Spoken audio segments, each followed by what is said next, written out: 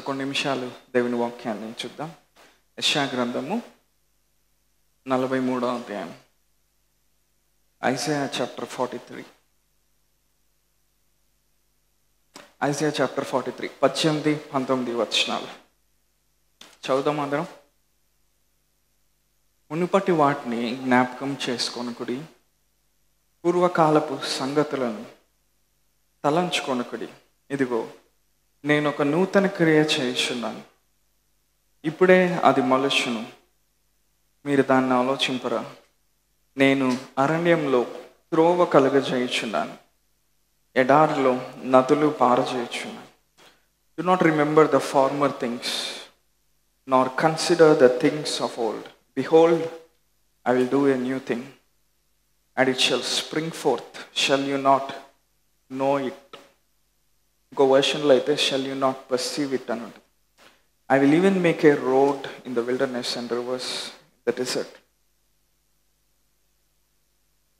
So మనందరూ బాగా తెలిసినటువంటి వాక్య భాగాన్ని ఎప్పుడైనా విన్నారా, లేకపోతే చదివారా, లేకపోతే ఎవరైనా చెప్పటం విన్నారా? మునుపటి వాటిని జ్ఞాపకం చేసుకొనుకుడి, పూర్వకాలపు సంగతులను తలంచుకొనుకుడి. సో ఈ భాగము రాయబడుతూ ఉన్నప్పుడు ఏం జరుగుతూ ఉందంటే, ఇజ్రాయెల్ ప్రజలు బబులోని యొక్క చెర కింద వాళ్ళు ఉన్నారు. సో మీ అందరికీ తెలుసు, ఇజ్రాయెలు సొలొమోన్ రాజుగా రాజ్యం దిగిపోయిన తర్వాత రెండుగా చీల్చబడింది. ఇజ్రాయెలు మరియు యూదాగా చీల్చబడింది. సో యూదా మీద యెహోయాకీను అనేటువంటి వ్యక్తి రాజుగా ఉన్నప్పుడు ఏం జరుగుతూ ఉందంటే, నెబుకద్నెజర్, ఇంకా కరెక్ట్గా చెప్పాలంటే నెబుకద్నెజర్ 2, నెబుకద్నెజర్ 2, అతను అప్పుడు బబులోను ప్రాంతాన్ని పరిపాలిస్తూ ఉన్నాడు. సో దేవుడు ఏం చేశాడంటే, ఇజ్రాయిల్ విగ్రహారాధనకి అలవాటు పడ్డారు. అంటే దేవుని మీద వాళ్ళు ఆధారపడకుండా వేరే వాటిని ఆధారం చేసుకొని బ్రతకటం మొదలుపెట్టారు. దేవుని యొక్క కవనెంట్ని, దేవుని యొక్క నిబంధనని వాళ్ళు మర్చిపోయి రిపీటెడ్గా దేవునికి విరోధంగా వాళ్ళు పాపం చేస్తూ ఉన్నారు. సో అప్పుడు ఏం చేశాడంటే దేవుడు నెబుకద్నెజర్కి ఆయన అనుమతి ఇచ్చాడు. ఇజ్రాయేలీల పైన దాడి చేసి ఇజ్రాయేలీల్ని చెరపట్టి, మరి ముఖ్యంగా యెరూషలేం ప్రాంతాన్ని నెబుకద్నెజర్ ఎక్కువగా నాశనం చేశాడు. ఆ నాశనం చేస్తూ ఉన్న సమయంలో చాలామందిని చంపేశాడు నెబుకద్నెజర్.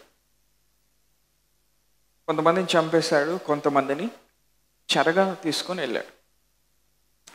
ఆ చెరగా తీసుకొని వెళ్ళిన వాళ్ళలో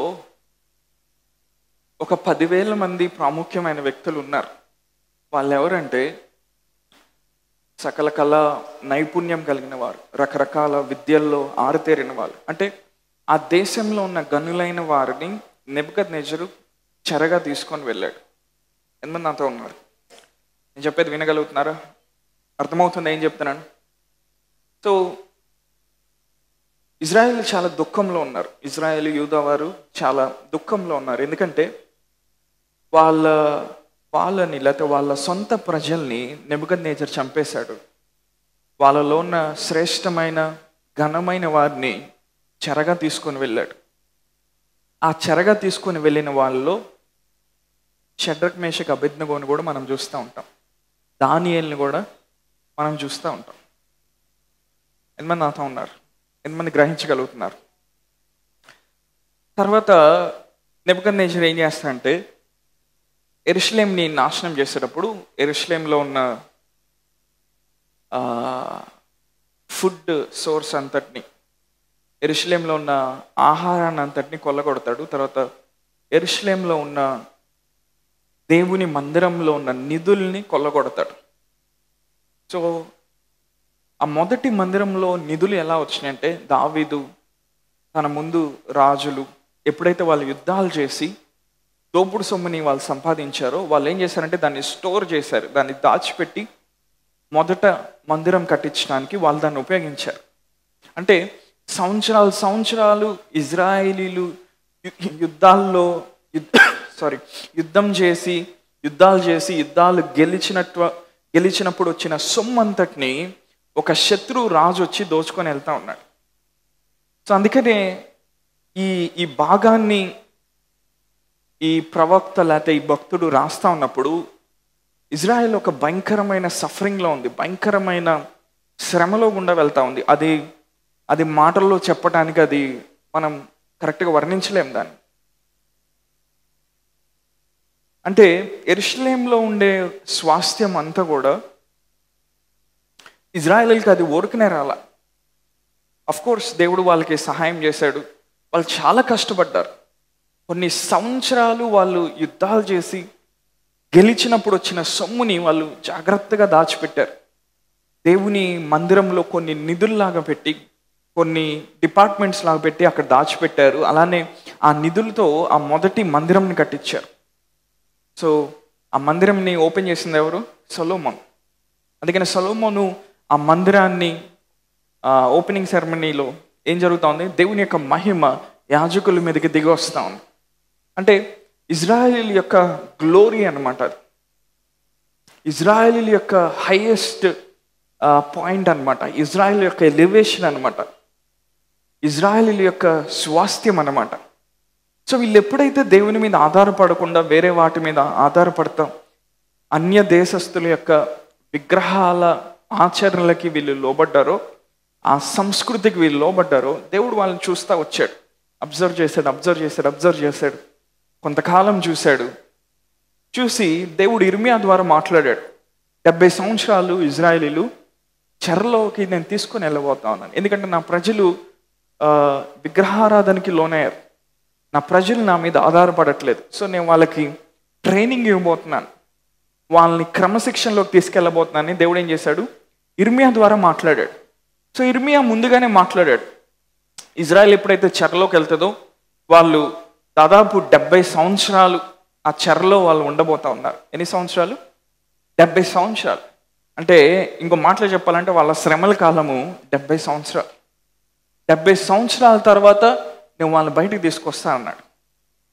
అంటే ఈ 70 సంవత్సరాలు ఆ చెరలో ఉన్నప్పుడు దేవుడు వాళ్ళని ట్రైన్ చేయబోతా ఉన్నాడు. మనం చరిత్రలోకి వెళ్ళి చదివినప్పుడు ఎప్పుడైతే ఇజ్రాయేలీలు ఈ చెరలో నుండి 70 సంవత్సరాల తర్వాత బయటికి వచ్చారు, అంటే 609 BC ఆ టైంలో నెబుకద్నెజర్ వచ్చి తీసుకెళ్తే 537 BC ఆ టైంలో వీళ్ళు బయటకు వచ్చారు. ఈ చెరలో నుంచి ఎప్పుడైతే బయటకు వచ్చారో మరలా అంత త్వరగా విగ్రహారాధన వైపు వెళ్ళలేదంట. ఎందుకంటే ఆ పనిష్మెంట్ అనేది చాలా చాలా సివియర్గా ఉంది, చాలా దారుణంగా ఉంది. వాళ్ళు చూస్తూ ఉన్నప్పుడే నెబుకద్నెజర్ వచ్చి మనుషుల్ని చంపేశాడు. సరే నెబుకద్నెజర్ ఇంకా ఏం చేశాడంటే, యెహోయాకీన్ అనే ఈ రాజు యూదాను అప్పుడు పరిపాలిస్తూ ఉన్నాడు. ఈ రాజుని చంపేసి ఏం చేశాడంటే, ఈ రాజుకు ఒక అంకుల్ ఉన్నాడు, సిద్కియా అని, జెడికయా అంటారు ఇంగ్లీష్లో. ఈ సిద్కియా అనే రాజుని యూదా మీద రాజుగా నియమించి నెబుకద్నెజర్ వెళ్ళిపోతాడు.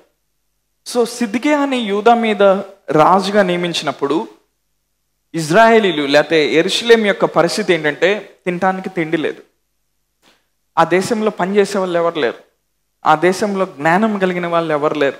దేవుని యొక్క మందిరం అనేది కొల్లగొట్టబడింది. కొన్ని సంవత్సరాల నుండి, కొన్ని దశాబ్దాల నుండి వారు పొందుకున్న స్వాస్థ్యం, దేవుని మందిరంలో దాచించిన స్వాస్థ్యం అంతా ఖాళీ అయిపోయింది. సో సిద్కియా ఏం చేస్తాడంటే, ఇలా కాదు, నెబుకద్నెజర్కి విరోధంగా తిరగబడాలని చెప్పి నెబుకద్నెజర్కి విరోధంగా వెళ్ళడానికి ప్రయత్నం చేస్తాడు. అప్పుడు మరలా నెబుకద్నెజర్ వచ్చి మళ్ళా ఆల్రెడీ కొంతమంది యెరూషలేంలో ఉన్న వారిని, ఇజ్రాయెల్ ప్రజల్ని బబులోన్లోకి చెరలో తీసుకెళ్ళాడు. ఫస్ట్ టైం తీసుకెళ్ళాడు, రాజుని చంపేసి ఇంకొక అతన్ని రాజుగా పెట్టాడు.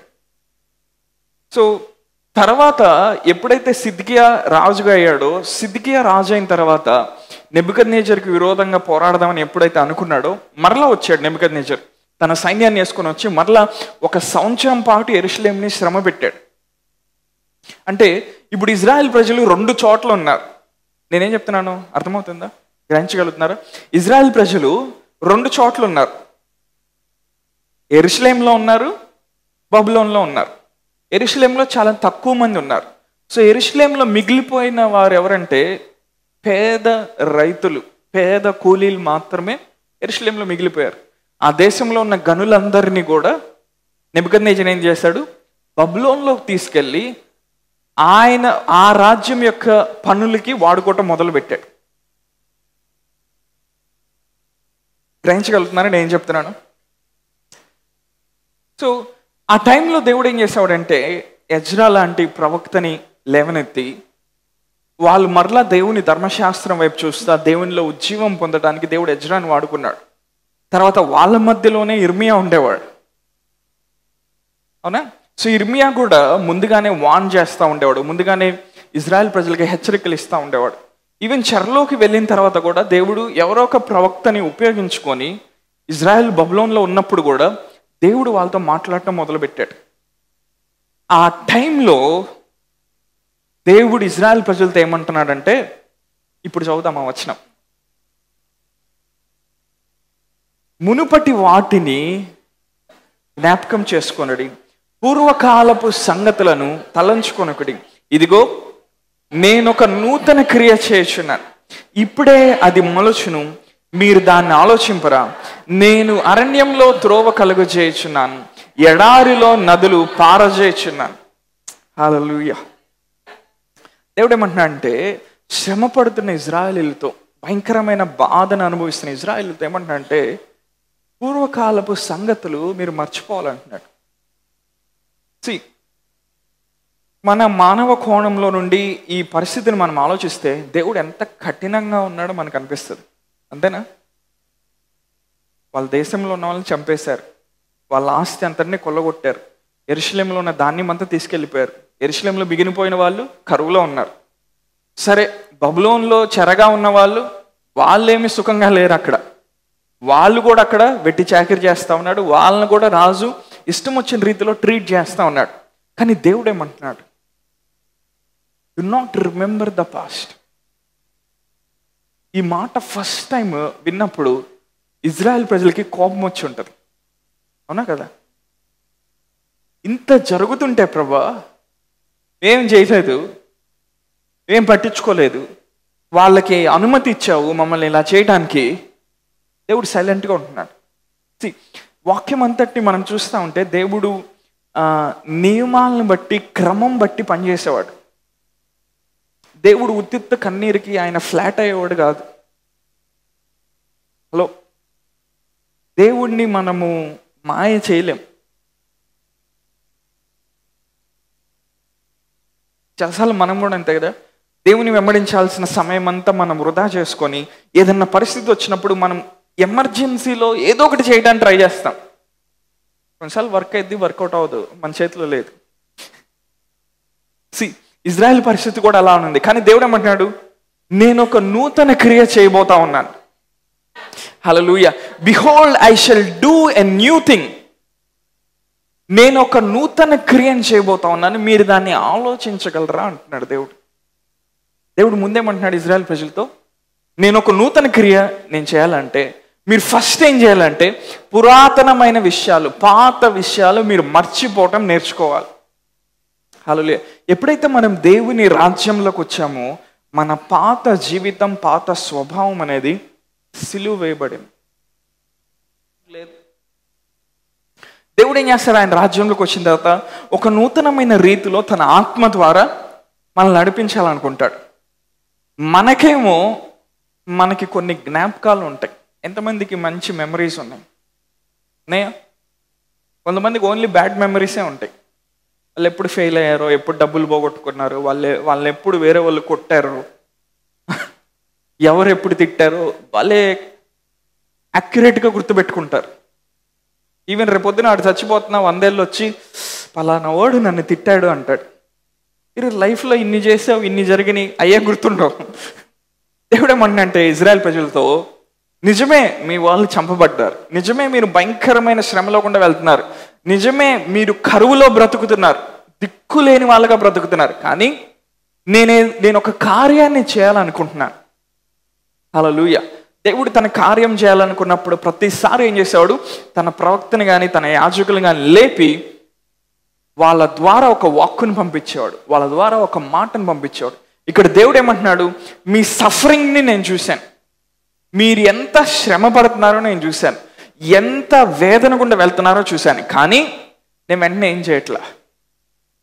నేను చేయాలంటే నేను చెప్పేది మీరు నమ్మటం ప్రారంభించాలి. నమ్మిన తర్వాత you need to think about it, దాని గురించి ఆలోచించడం మొదలు పెట్టాలి. హల్లెలూయా. ఏమని ఆలోచించమంటున్నాడు దేవుడు? ఇదిగో నేను అడవిలో త్రోవను కలుగజేయగలిగిన వాడిని, నేను ఎడారిలో నదులని పారజేయగలిగినటువంటి వాడిని. ఇజ్రాయెల్ ప్రజలారా, యూదా ప్రజలారా, మీకున్న శ్రమను బట్టి, మీకున్న సఫరింగ్ని బట్టి మీ లైఫ్లో ఇంకెప్పుడు రెస్టోరేషన్ని చూడలేమని మీరు అనుకుంటున్నారు. మరణకరమైన వేదనలో ఉండ వాళ్ళు వెళ్తా ఉన్నారు. దేవుడేమంటున్నాడు, నాన్న ఏడో మాకు మళ్ళీ వచ్చి చాక్లెట్ ఇస్తా అనట్లా. నేనేదో చేయాలనుకుంటున్నాను. హల్లెలూయా. కొన్నిసార్లు పాత నిబంధన చదివినప్పుడు చాలా కఠినంగా ఉన్నట్టు అనిపిస్తుంది, కానీ దాని వెనకాల తండ్రి యొక్క ప్రేమని మనం అర్థం చేసుకోగలుగుతాం. హల్లెలూయా. వీళ్ళు ఇలా చెరలోకి వెళ్తారని దేవుడు ఎవరికి చెప్పాడు? ముందుగానే ఇర్మియాకి చెప్పాడు, ఇంకొంతమంది ప్రవక్తలకు చెప్పాడు. ఇర్మియా లాంటి వాళ్ళతో దేవుడు టచ్లో ఉన్నాడు.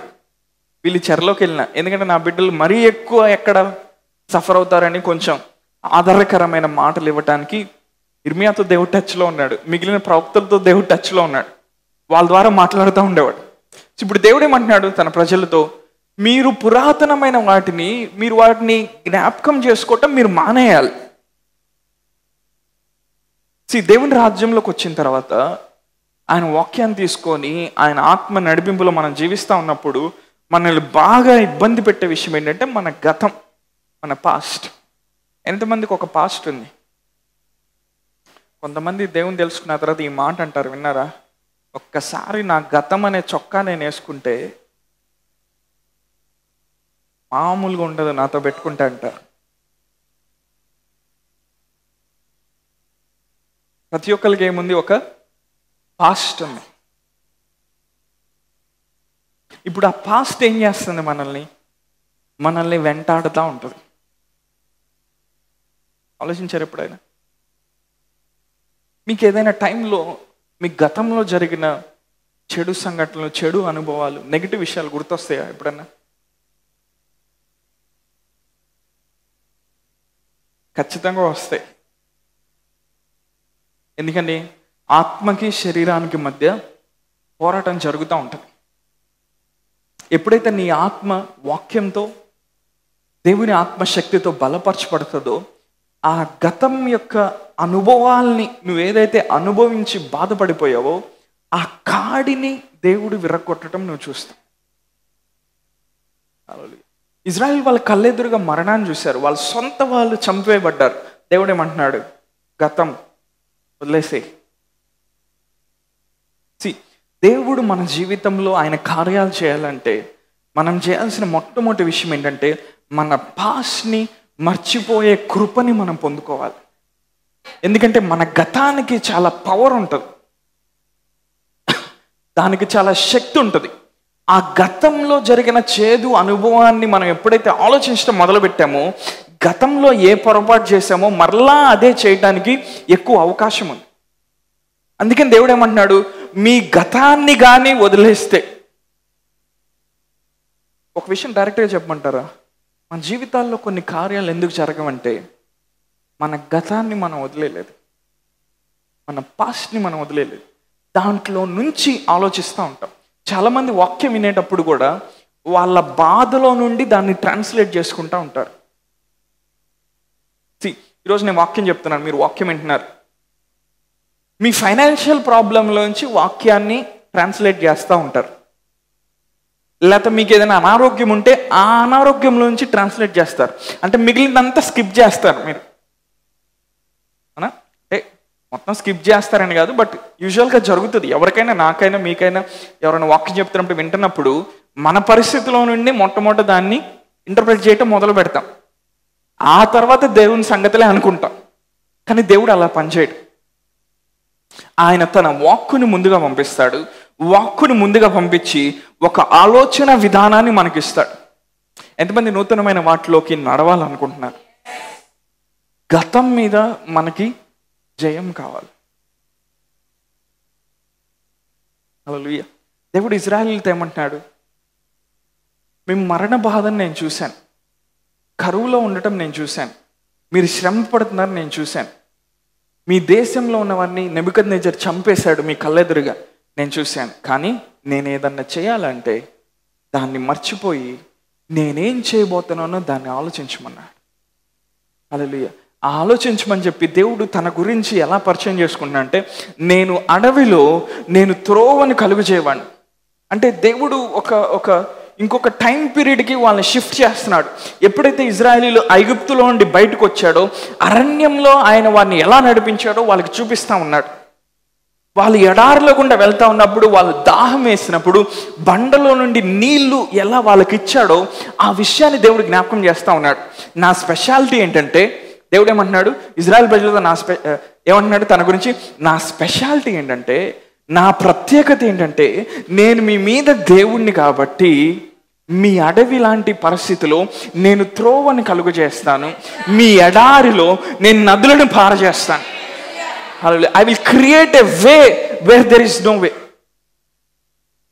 మీరు కానీ నా వైపు తిరిగితే నా స్పెషాలిటీ ఏంటో మీకు చూపిస్తా, నా ప్రత్యేకత ఏంటో మీకు చూపిస్తా.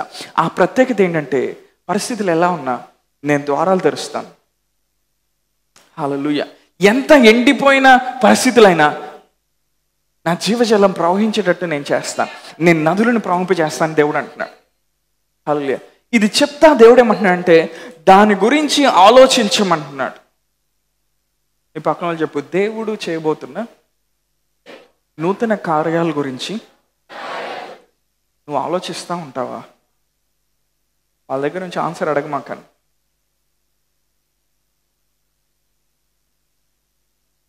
చాలాసార్లు దేవుడు కొత్త కార్యాలు, గొప్ప కార్యాలు, నూతన కార్యాలు మనకి చేయాలనుకుంటా. కానీ దేవుడు ఏమంటున్నాడు? నీ గతాన్ని నువ్వు వదిలేసావా? ఒకసారి ఆదికాండం 19వ అధ్యాయంలోకి వెళ్దాం. 23 నుంచి 26 వచనాలు.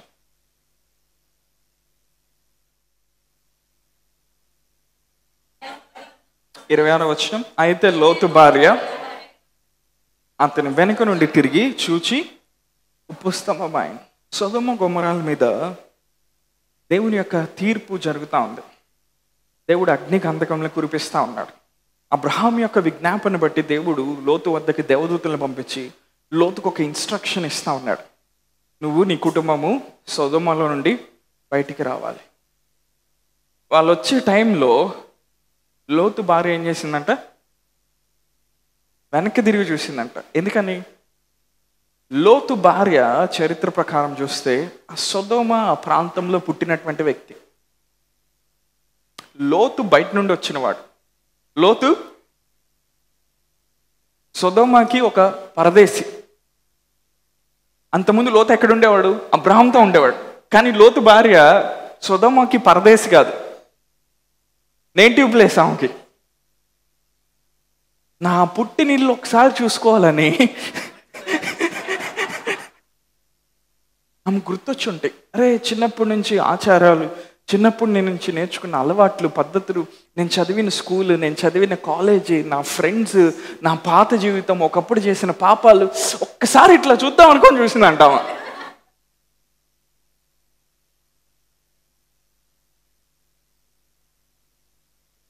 అపవాది ఈ రోజుల్లో కూడా మన జీవితంలో వేసే ఉచ్చు అదే. నువ్వు లైఫ్లో ఇంత బాధపడ్డావు, ఈరోజు ఏదో దేవుడు నూతన క్రియ చేస్తాడంట, నువ్వు దాన్ని ఎట్లా నమ్ముతావు అంటది నీ లోపల. వెంటనే నీకు ఆలోచన వస్తుంది, అవును నేను బాధపడ్డాను, అవును నేను చాలా సఫర్ అయ్యాను. కొంతమందితో మాట్లాడాలంటే చాలా భయంకరంగా ఉంటుంది. ఎందుకని? వాళ్ళ సఫరింగ్ని వాళ్ళని వదిలిపెట్టడానికి వాళ్ళకి ఇష్టం ఉండదు. సఫర్ అయిన వాళ్ళని నేనేం అంటలా, లేకపోతే సఫర్ అవుతున్న వాళ్ళని నేను అంటలా, ఎందుకంటే నేను కూడా సఫర్ అయి వచ్చాను కాబట్టి. పాయింట్ ఏంటంటే నీ సఫరింగ్ని వదిలేసుకోవడానికి నువ్వు ఇష్టపడుతున్నావు లేవా? దేవునికి అది కావాలి.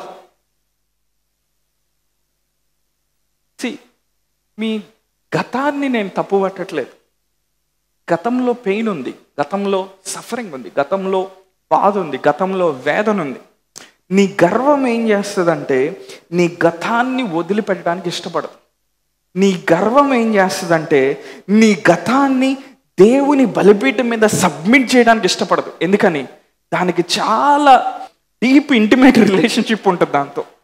అంటే నేను స్పిరిచువల్గా మాట్లాడతాను. ఎందుకంటే కొన్ని ప్రాబ్లమ్స్ని మనం రొమాన్స్ చేసి చేసి చేసి దానికి ముద్దులు పెట్టి దాన్ని అది చేసి ఇది చేసి వాళ్ళకి చెప్పి వీళ్ళకి చెప్పి physical intimacy, spiritual intimacy, sexual intimacy, immoral intimacy అంతా ఆ ప్రాబ్లమ్స్తో ఏర్పడి ఉంటుంది.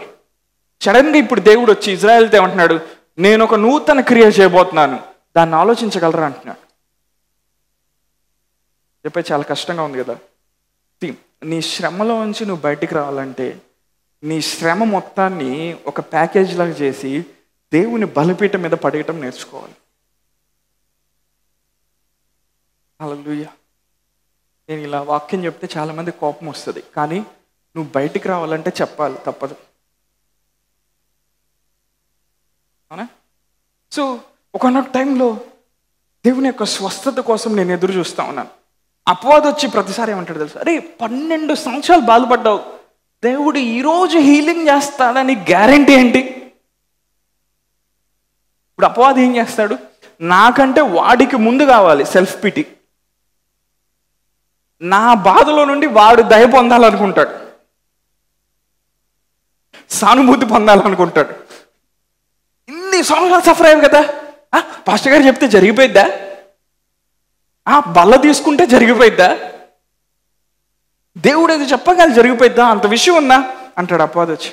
ఎప్పుడైతే నీ గతాన్ని నువ్వు వదిలేయడానికి ఇష్టపడతావు, హల్లెలూయా,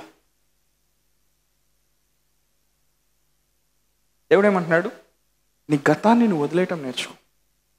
చిన్నప్పటి నుంచి లేమిలో పెరుగుతూ వచ్చామనుకో మనం మన కుటుంబాల్లో, ఇప్పుడు సడన్గా దేవుడు ఆశీర్వదిస్తాడంటే మనకి ఎలా ఉంటుంది? వీళ్ళు చెప్పేది తప్పు, ఇది అబద్ధం, లేకపోతే లాస్ట్ ఇంకొక కంక్లూషన్కి వస్తాయి, ఇది ఎవరికైనా జరగవచ్చు కానీ నాకు మాత్రం జరగటానికి లేదు, అసలు నేను జరగనివ్వని అంటాడు నీ లోపల ఉన్నవాడు. ఎందుకని? వాడు సున్నతి పొందల, వాడికి బలిపీఠం మీద ఎక్కి కాల్చబడటానికి ఇష్టం ఉండదు వాడికి. దేవుడు ఆశీర్వదిస్తారని చెప్పగల, హే చిన్నప్పటి నుంచి చరిత్ర మొత్తం 1973 నుండి వరుసగా ప్రతి సంవత్సరం ఏమేం జరిగినాయో, నీకు ఫీజు కట్టుకోలేనప్పుడు స్కూల్లో ఎట్లా ఇబ్బంది పడ్డావో, నువ్వు ఫీజు కట్టినప్పుడు కాలేజీలో లెక్చరర్ ఎట్లా తిట్టాడో, వాళ్ళు ఎట్లా తిట్టారు, వీళ్ళు ఎట్లా తిట్టారు, మీ ఇంటి పక్కన వాళ్ళు అన్ని కొనుక్కున్నప్పుడు నీ దగ్గర ఏం లేనప్పుడు నీకే అనుభవాలు, ఇవన్నీ అపవాది గుర్తు చేసి నేను గుచ్చుతూ ఉంటాడు. కానీ దేవుడు ఏమంటున్నాడు, నేను ఏదైనా కార్యం చేయాలంటే మీ పురాతనమైన వాటిని మర్చిపోవటం మీరు నేర్చుకోవాలి. పరిశుద్ధాత్మ మన లోపల చేసే ఒక ప్రాముఖ్యమైన పని ఏంటంటే మన గతాన్ని మర్చిపోయేటువంటి ఆ శక్తిని, ఆ గ్రేస్ని ఆయన రిలీజ్ చేస్తాడు. హల్లెలూయా. ఆ గ్రేస్ని రిలీజ్ చేసినప్పుడు మనం ఒక్కసారిగా లోడ్ అంతా మన మీద నుండి తీసేస్తే ఎలా ఉంటుంది? ఫ్రీ అయిపోతాం. అప్పుడు దేవుడు ఆశ్రయిస్తా అంటే ఓకే, ఎస్ దేవుడు ఆశ్రయిస్తాడు. దేవుడు స్వస్థపరుస్తా అంటే ఎస్ స్వస్థపరుస్తాడు. దేవుడు ముందుకు తీసుకెళ్తాడంటే ఎస్ దేవుడు తీసుకెళ్తాడు. నేను నమ్ముతున్నాను, నేను విశ్వాసం ఉంచుతున్నాను, దేవుడు చేస్తాడనే నమ్మకం వస్తుంది. ఏదైనా అంతే. ముందు అపవాది ఎలా ఉపయోగించుకుంటాడు? సరే వాక్యంలోకి వద్దాం. ఎఫెసీయులకు రాసిన పత్రిక 2వ అధ్యాయంలోకి వెళ్దాం. మొదటి నుంచి చదువుదామా? ఎఫెసీయులకు రాసిన పత్రిక 2వ అధ్యాయం మొదటి నుండి.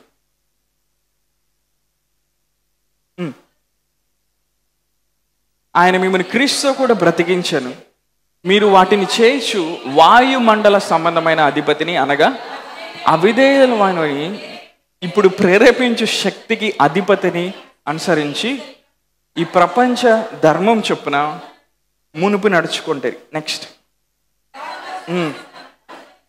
వారితో కలిసి మనమందరము శరీరం యొక్కయు మనసు యొక్కయు కోరికలు నెరవేర్చుకొంచు మన శరీర ఆశలను అనుసరించి మునుపు ప్రవర్తించు కడమ వారి వల్లనే స్వభావ సిద్ధంగా దైవోద్ధతకు పాత్రులమై ఉంటుంది. నెక్స్ట్,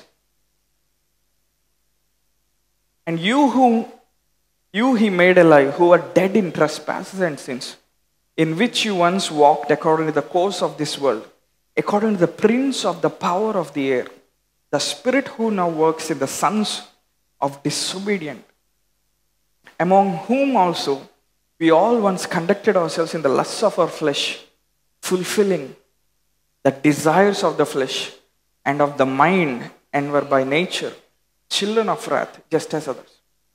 ఇక్కడ పౌలు ఎఫెసీ సంఘంతో ఏమంటున్నాడంటే, మనం దేవుని ఎరక్క ముందు, దేవుణ్ణి తెలుసుకోకముందు శరీరం యొక్కయో మనసు యొక్కయో కోరికలను మనం నెరవేర్చుకుంటా వెళ్ళామంట. అలా నెరవేర్చుకుంటా వెళ్ళినప్పుడు పౌలు ఏమంటున్నాడంటే, వాయుమండల అధిపతి అని ఒకడు ఉన్నాడంట, ప్రిన్స్ ఆఫ్ ది ఎయిర్. వాడు ఏం చేశాడంట, మన జీవితాలని కంట్రోల్ చేశాడంట. వాయుమండల అధిపతి ఎట్లా పనిచేస్తాడంటే, నల్ల జాకెట్ వేసుకొని ఇంత పొడుగు గడ్డపార తీసుకొని రాడు మనల్ని కొట్టడానికి.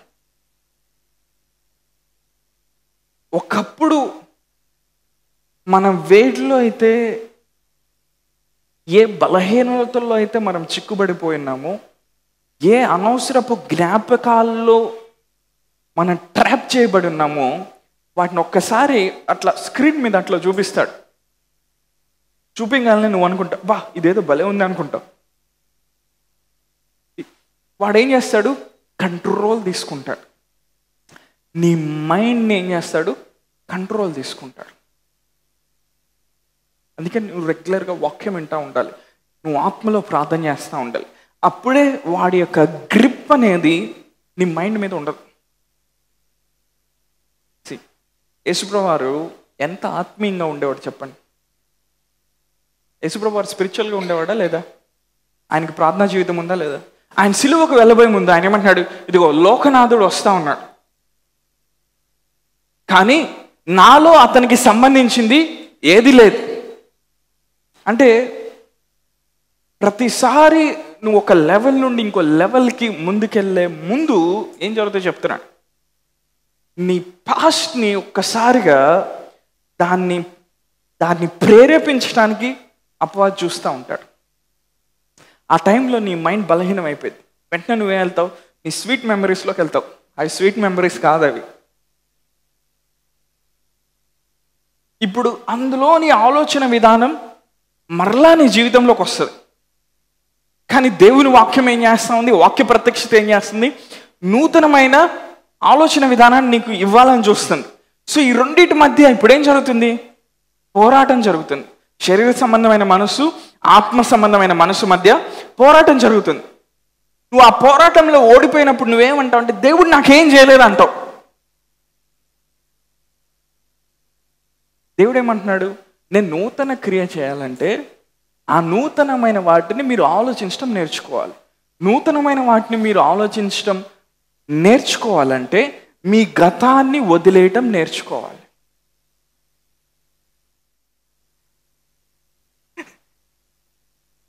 సో అపవాది ప్రతిసారి మనల్ని ముందుకు వెళ్ళలేకుండా ఏం చేస్తాడు, మన గతాన్ని చూపిస్తాడు. ఇన్ని సంవత్సరాలు దేవుడు ఆశ్రయించలేదు, ఈ సంవత్సరం దేవుడు ఎలివేషన్ ఇస్తాడంట. నాన్ సెన్స్ అంటాడు అపవాది వచ్చి. నువ్వు దాన్ని వినంగానే అమ్మా దేవుడు పంపించిన ఫ్రెష్ మన్నా ఇదే అనుకుంటావు నువ్వు. చాలామందికి ఎలానో ఇబ్బందో తెలుసా, ఒక 10 సంవత్సరాలు 20 సంవత్సరాలు ఒక అనారోగ్యం ఉంటుంది, వాక్యం వింటూ ఉంటారు, దేవుడు స్వస్థపరుస్తాడు, దేవుడు స్వస్థపరుస్తాడు, దేవుడు స్వస్థపరుస్తాడు అని. కానీ వాళ్ళ 20 సంవత్సరాల అనుభవం ఏం చేస్తుందంటే దాన్ని వదిలేయడానికి ఇష్టపడదు. అందుకనే వాళ్ళ నోట్లో ఎప్పుడు కూడా నేను స్వస్థపడ్డానని వాళ్ళు ఎప్పుడు చెప్పలేరు. దేవుడు నన్ను బాగు చేసే శక్తి ఆయన దగ్గర ఉందని వాళ్ళు ఒప్పుకోలేరు. వాళ్ళు ఎప్పుడు ఏది ఒప్పుకుంటారు, నేను ఎంత బాధపడ్డాను నీకేం తెలుసు, నువ్వు ఒక్కడవే బాధపడ్డావు, భూమి మీద ఎవడికి బాధలేవా? దేవుడు అలాంటి ఇజ్రాయెల్తోనే మాట్లాడుతున్నాడు. అవును, నేను నూతన క్రియ చేయాలంటే దాన్ని ఆలోచించడం మొదలుపెట్టు. నా వాక్కుని నా ప్రవక్త ద్వారా నీ దగ్గర పంపిస్తున్నాను, నా వాక్కుని నా సేవకుని ద్వారా నీ దగ్గర పంపిస్తున్నాను. నీకు నూతన క్రియలు నువ్వు చూడాలంటే నీ పాత ఆలోచన విధానాన్ని నువ్వు వదిలేసి నా వాక్యం ఏం నీకు తెలుస్తుందో దాన్ని నువ్వు ఆలోచించడం మొదలుపెట్టు, నేను కార్యాలు చేస్తానంటున్నాడు దేవుడు. హల్లెలూయా. దేవునితో ఉన్న ఒక సమస్య మనకిదే. ఎంత పెద్ద మాట అన్నాను కదా. దేవునితో మనకున్న ప్రాబ్లం ఇదే. మనమేమో ఎక్కడో భూ సంబంధంగా ఎక్కడో ఆలోచిస్తూ ఉంటాము, ఆయన ఎక్కడో ఉన్నతమైన విషయాల్ని మనకి చెప్తా ఉంటాడు. ఈ రెండింటి మధ్య క్లాష్ జరుగుతూ ఉంటుంది. చిన్నప్పటి నుండి తినటానికి సరిగా తిండి లేని ఒక ఇంట్లో ఒక కుమారుడు పుడితే యవనస్తుడైనాక నాలాంటోడు ఎవడో వచ్చి దేవుడు నిన్ను మిలియనీర్గా చేయబోతున్నా అంటే ఏమంటాడు అతను నన్ను చూసి? నీకేదో పిచ్చి అయినా పట్టింది, లేకపోతే ఒరిజినల్గా నువ్వు మెంటలోడు అని అంటాడు. దేవుని యొక్క ప్రత్యక్షత మన దగ్గరకు వచ్చినప్పుడు అలానే ఉంటుంది. హల్లెలూయా. ఎందుకని దేవుడు నీ పరిస్థితుల్ని బట్టి పనిచేసేవాడు కాదు. దేవుడు ఒక వ్యక్తిని హెచ్చించాలనుకున్నప్పుడు, ఒక వ్యక్తిని ఆశ్రయించాలనుకున్నప్పుడు, ఆత్మీయంగా అనేక కృపలతో అతన్ని నింపాలనుకున్నప్పుడు దేవుడు తన గతాన్ని చూసి మార్కులు వేసేవాడు కాదు. హల్లెలూయా.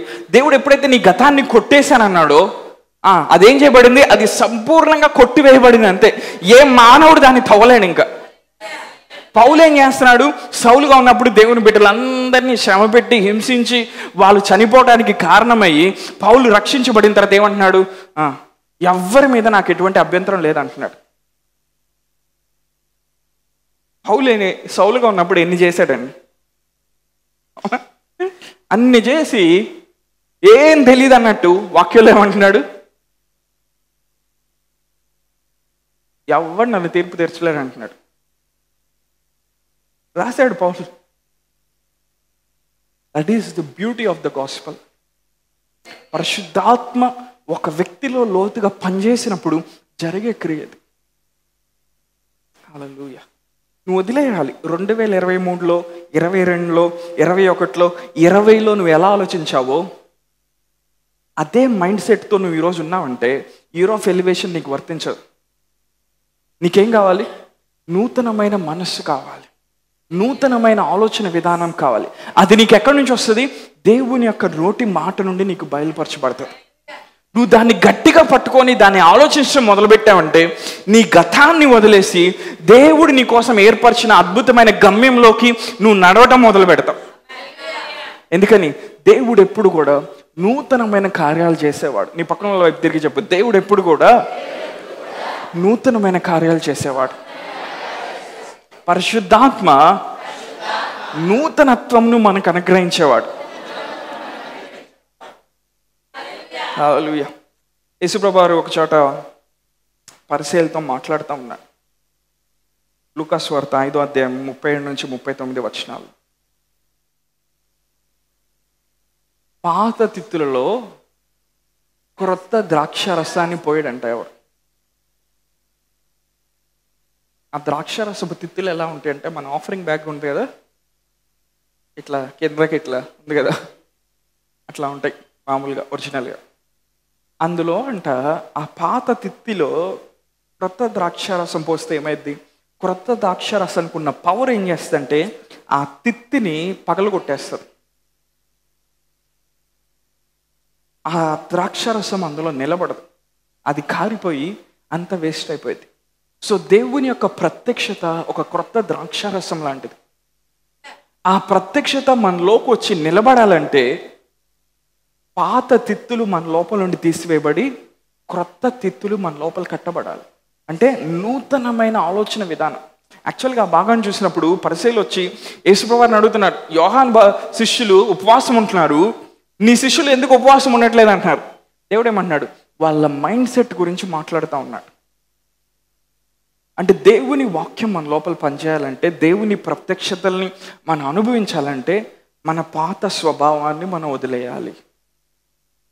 పాత తిత్తుల్లో క్రొత్త వాగ్దానాలు పనిచేయవు. పాత త్రిత్తుల్లో క్రొత్త ప్రత్యక్షతలు పనిచేయవు. క్రొత్త ద్రాక్ష రసానికి it has got the transformative power. రూపాంతరపరిచే శక్తి ఉంటుంది క్రొత్త ద్రాక్ష రసానికి. It changes everything.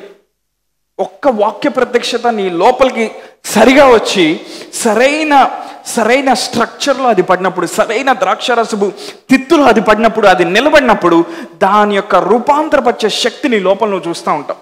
అప్పటి నుండి నీ లోపల భయంకరమైన రాడికల్ ట్రాన్స్ఫర్మేషన్ జరుగుతూ ఉంటుంది, భయంకరమైన మార్పులు జరుగుతూ ఉంటుంది. ఇంక నువ్వు ఎప్పుడు కూడా మునుపు సంవత్సరాల్లో ఆలోచించినట్టు నువ్వు ఆలోచించు. చాలామంది అడుగుతూ ఉంటారు, దేవుని కార్యాలు ఎందుకు డిలే అవుతున్నాయండి, ఈ విషయంలో దేవుడు ఎందుకు డిలే చేస్తున్నాడు, ఇక్కడ దేవుడు నన్ను బ్లెస్ చేయట్లేదు, ఇక్కడ దేవుడు నన్ను ఆశ్రయించట్లేదు. పాత తిత్తుల్ని పగలగొట్టడం నేర్చుకో. ఎలా నువ్వు పగలగొడతా ఉంటే ఆయన వాక్యం దగ్గర కూర్చొని దేవుని ఆత్మచేత నువ్వు నింపబడతా ఉన్నప్పుడు ఆయన నీకు ఆలోచనలు ఇవ్వటం మొదలు పెడతాడు. హల్లెలూయా. ఆ ఆలోచనలు పట్టుకొని నువ్వు ఆలోచించడం మొదలు పెట్టాలి. నేను చెప్పేది చాలా సింపుల్గా ఉండొచ్చు, కానీ ప్రాక్టీస్లో పెట్టినప్పుడు చాలా కష్టంగా ఉంటుంది, అంత ఈజీ కాదు. ఎందుకంటే నీ స్వార్థం ఒప్పుకోదు కొన్ని వాటిని వదిలేయటానికి. నీ సెల్ఫ్ తెలివైపట్టడానికి ఇష్టపడదు. కానీ నూతనమైన తిత్తు నీ లోపల కట్టబడినప్పుడు, న్యూ వైన్ స్కిన్ అనేది నీ లోపల ఫామ్ అయినప్పుడు, మనం ఎప్పుడైతే హోలీ స్పిరిట్ మినిస్ట్రీకి మనం దగ్గర అవుతూ ఉంటామో ఆయన వాక్యాన్ని మనలో కడతాడు. వాక్యాన్ని కట్టి ఏం చేస్తాడు, మన ఆలోచన విధానాన్ని మారుస్తూ ఉంటాడు. నువ్వు ఇలా కాదు ఆలోచించేది, దేవుడు ఇలా ఆలోచిస్తున్నాడు, దేవుని వాక్యం ఎలా చెప్తుంది, నువ్వు ఇలా ఆలోచించడం ప్రారంభించు. ఇలా కాదు నువ్వు ప్రార్థన చేయాల్సింది. దేవుని వాక్య ప్రత్యక్షత వచ్చినప్పుడు ఏం చేస్తుంది, నూతనమైన ప్రార్థన విధానాన్ని నీకు తెరుస్తుంది. హల్లెలూయా. నువ్వు పాత స్వభావంలో ఉంటా, పాత ఆలోచన పద్ధతిలో ఉంటా, దేవుడిని నూతనమైన కార్యాల కోసం నువ్వు ప్రార్థన చేస్తే అడుగుతున్నావు అంటే మేబీ జరగకపోవచ్చు. ఎందుకని, నీ వైన్ స్కిన్ సరిగ్గా లేదు, నీ ద్రాక్షారసపు తిత్తి సరిగ్గా లేదు. కాబట్టి క్రొత్త ద్రాక్షారసాన్ని దేవుడు పోసినా దానికి ట్రాన్స్ఫర్మేటివ్ పవర్ ఉండదు, దానికి రూపాంతరపరిచే శక్తి దాని లోపల ఉండదు, అందుకని అది పనిచేయదు. కానీ ఎవరైతే ప్రతిసారి పరిశుద్ధాత్మ నడిపింపు కిందకు వచ్చి వాళ్ళ ఆలోచన విధానాన్ని మార్చుకుంటా దేవునికి వాళ్ళు సబ్మిట్ అవుతూ ఉంటారో వాళ్ళ లోపల న్యూ వైన్ స్కిన్ అనేది కట్టబడుతూ ఉంటుంది. పరిశుద్ధాత్మ దేవుడు he is the builder of new wine skins, he is the giver of new revelations. Hallelujah. నూతనమైన ద్రాక్షారసాన్ని పోయేవాడు ఆయన. హల్లెలూయా. కొన్నిసార్లు ఆ ద్రాక్షారసాన్ని టేస్ట్ చేస్తే 100 సంవత్సరాలు ఎప్పుడు నువ్వు అనారోగ్యం చూడవు. తెలియదు ఆ ద్రాక్షరసం ఎంత పవర్ఫుల్గా ఉంటుందో. కొన్నిసార్లు ఆ ద్రాక్షరసాన్ని నువ్వు టేస్ట్ చేస్తే నీ తర్వాత వచ్చే 4 తరాలకి పేదరికం అంటే ఏంటో తెలియదు. That is the power of new wine. దేవుడు ఇచ్చే రెవల్యూషన్కి అంత పవర్ ఉంటుంది. కానీ నాకెందుకు పనిచేయట్లేదని నువ్వు అనుకుంటున్నావు, చూసావా? ఎందుకు పనిచేయట్లేదు అంటే నూతనమైన సిస్టమ్ కట్టబడలా. 2024లో ఉన్నామండి, నీ ఆలోచనలు 1989లో తిరుగుతున్నాయి. దేవుడు ఎలా కార్యం చేస్తాడు? ప్రతిసారి ఏదైనా జరిగినప్పుడు సుమ్మని గతంలోకి వెళ్తారు. కొంతమంది రోడ్డు మీద వెళ్తున్నారు, సైకిల్ మీద నుంచి కింద పడ్డాడు అనుకో, వాడు ఎక్కడికి వెళ్తాడు? చిన్నప్పుడు స్కూల్కి వెళ్తున్నప్పుడు సైకిల్ మీద నుంచి ఎట్లా పడ్డాడో, తర్వాత బండి నడుపుతున్నప్పుడు ఎక్కడ గుద్దాడో ఇవన్నీ గుర్తొస్తూ ఉంటాయి వాడికి. వెంటనే ఏమనుకుంటాడు, అక్కడ కూడా ఏదో తప్పు వలన జరిగింది కాబట్టి ఈరోజు కూడా ఏదో పొరపాటు వలన జరిగింది. ఇప్పుడు 2024లో ఏ ఆలోచన విధానంలోకి వెళ్తున్నాడు? 1980లో ఉన్న ఆలోచన విధానంలోకి వెళ్తున్నాడు. అందుకే దేవుడు మనల్ని ఏం చేస్తా అంటే బలిపీఠం మీద పెట్టి మనల్ని నల్లగొడతాడు. ఆయన నల్లగొడతామంటే దేవుడు కొరట తీసుకొని కొడతాడని కాదు. ఈ వర్క్స్ ఇన్ us, మన లోపల పనిచేస్తాడు. ఎఫెసీయులకు రాసిన పత్రిక 4వ అధ్యాయంలో పౌలు ఏమంటున్నాడు చూద్దాం. అయితే మీరు యేసుని గురించి విని 20వ వచనం, ఆయన యందలి సత్యము ఉన్నది ఉన్నట్టుగానే ఆయన యందు ఉపదేశింపబడిన వారైన ఎడల మీరు అలాగూ క్రీస్తు నేర్చుకున్నవారు కాదు. కావున మునుపటి ప్రవర్తన విషయంలోనైతే మోసకరమైన దురాశల వలన చెడిపోవు మీ ప్రాచీన స్వభావంని వదులుకొని మీ చిత్త వృత్తి యందు నూతన పరచబడిన వారే నీతియు యథార్థమైన భక్తియు గలవారై దేవుని పోలికగా సృష్టింపబడిన నవీన స్వభావమును ధరించుకొనవలెను. కావున మునుపటి ప్రవర్తన విషయంలోనైతే మోసకరమైన దురాశల వల్ల చెడిపోవు మీ ప్రాచీన స్వభావాన్ని ఏం చేయాలంట?